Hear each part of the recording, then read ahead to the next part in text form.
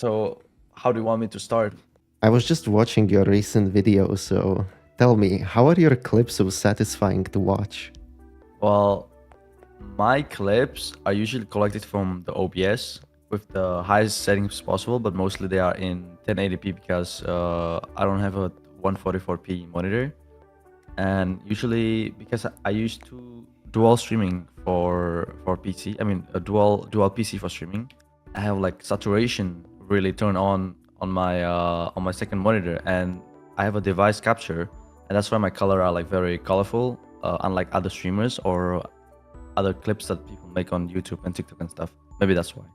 Also, your genji skill definitely helps. Yeah, I guess so. I mean, I guess after like a lot of hours putting into the game, I know what looks good, even though like it's not really good at that moment, but like in the video it could look good.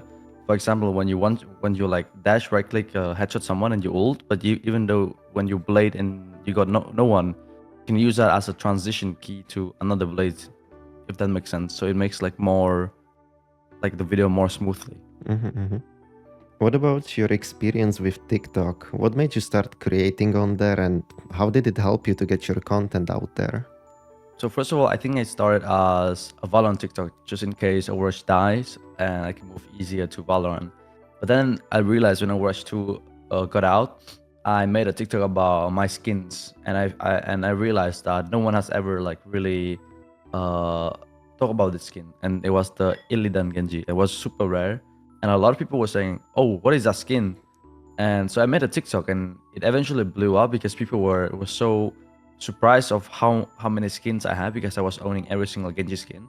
And during that time, you cannot buy for the Overwatch old currency anymore.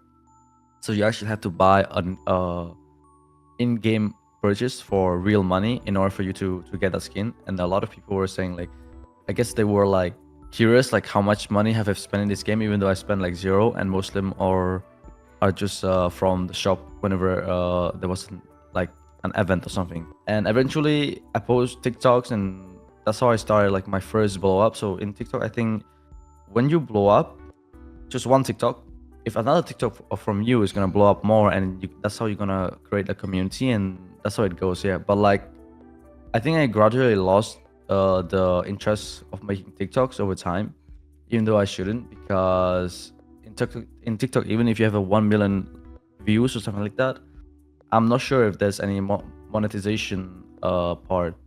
So it means that even if your video has like 5 million views or something like that, and you are from Czech Republic or you're from in different country, you don't really get much money from it. Like whereas some people who are from US or any different country that support this, maybe they can get actually some kind of monetization. But I think mostly people use TikTok for creating a community, growing themselves, and I don't think they should use it as like a main platform when it comes to like income source as a content creator, in my opinion. Yeah, I've heard that even people in the US make like literal pennies. Yeah, exactly. Do you think you would still be in the position you're in right now if TikTok didn't exist? 50-50, because I think the really point when I blew up like on YouTube in some certain ways, because I did the Illidan Genji skin on TikTok, right? And a lot of people were saying, "Oh, about the skin," and then I realized on YouTube there aren't any as much skins about it. And during that time, Overwatch 2 was launched, so the game became quite popular and it became free to play, right? So I made a video on YouTube, and it eventually got more attraction, like 300,000 views. And I made another one, and that's how I really built my YouTube. And I felt like that was like way better to make a long term content rather than short one, because in this generation, people have like really short attention spam. Yeah, really like a short attention spam, and they don't tend to watch like a longer duration videos. And if I get like consistent views, I think on YouTube, if you make a community, you get more consistent views and consistent viewer base rather than on TikTok, in my opinion. Obviously, there are many people criticizing TikTok for many different reasons, but what is your opinion on this? Do you view TikTok as more of a positive or a negative thing?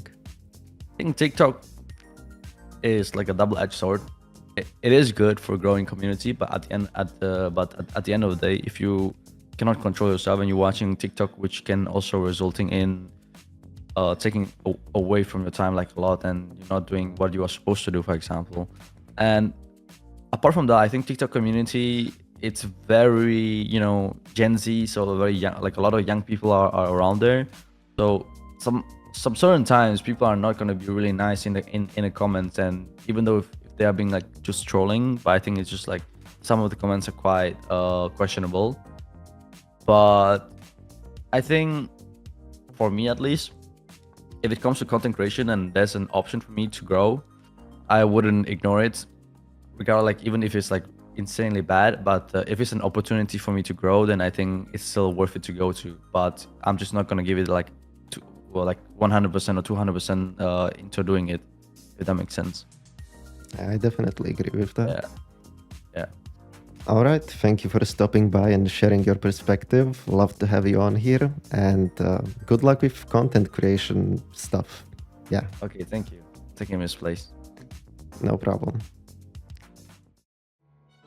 This was a top 500 Overwatch 2 TikTok Genji Hiku. His socials are on the screen right now, so go give him a follow. He definitely deserves it. And I will see you in the next one.